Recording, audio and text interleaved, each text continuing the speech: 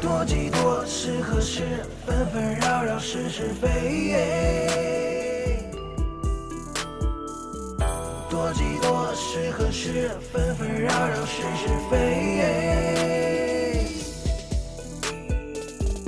英雄无末路，神剑斩万难，洒热血少年郎，公子美名望。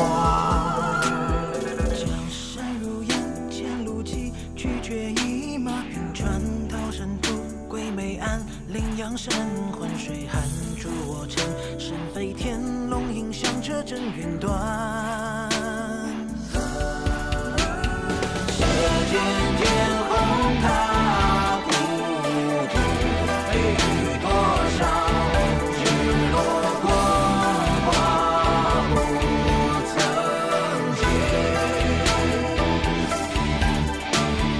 几杯之地推杯战，血相融，人落根深，江湖传。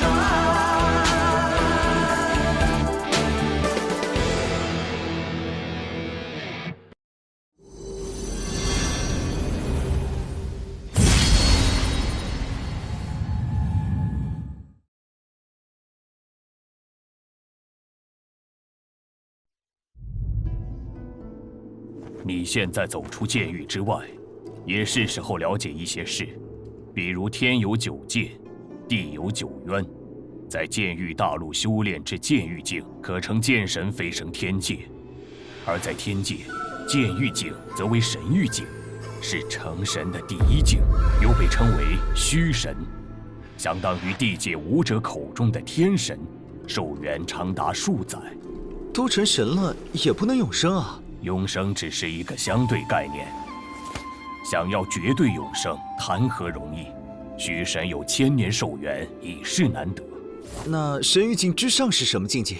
神域境之上是神孽境，通常被称为真神，而后经历9次涅槃，肉身、筋骨、神魂分别经历3次洗礼，脱胎换骨7次后，就有凝聚命轮的希望，被称为神君。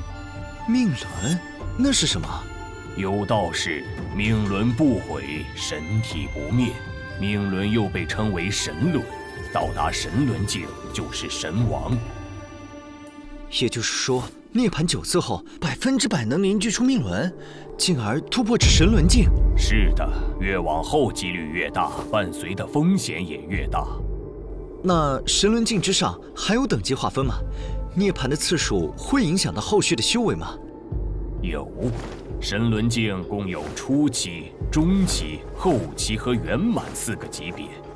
不过这个境界按实力划分，其实是6个档次。7次涅槃就能突破神王者，在神轮境初期只有1星战力，又称1星神王。每提升1个层次，战力相应提升1星。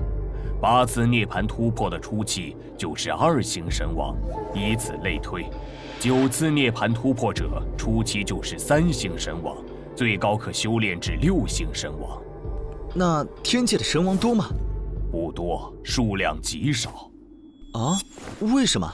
天道有自己的规则，当神王寿元到达一定层次，就要承受十分恐怖的3灾9难，哪怕6星神王也顶多度过6难而已。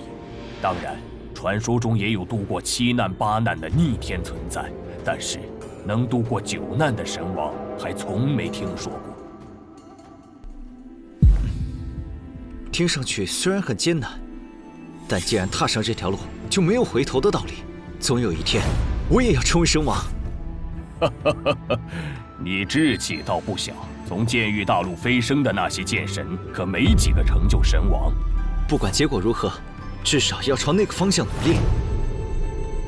先祖，你可见过我本家先祖惊鸿剑神吕金元，还有冰皇剑神骆冰云？没见过。我已经离开天界1万年了，一直镇守在血渊之中。是地底9渊中的血渊？为何这么久都不回天界？飞卿受了很重的伤，险些神形俱灭，需要血渊第3层的长生血池滋养才能保住性命。我在地界可随时回到他身边护持，天界距离太远，来回费时又费力。如果水寒受了重伤，我也会一直守在他身边。先祖，您刚才说血渊第3层，它有好几层吗9渊都有3层，我们现在所在的地方便是魔渊第1层。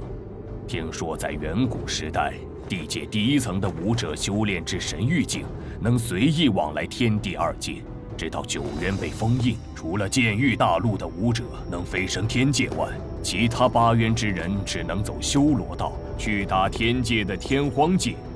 那剑域大陆也属于地界，它是9渊之一吗？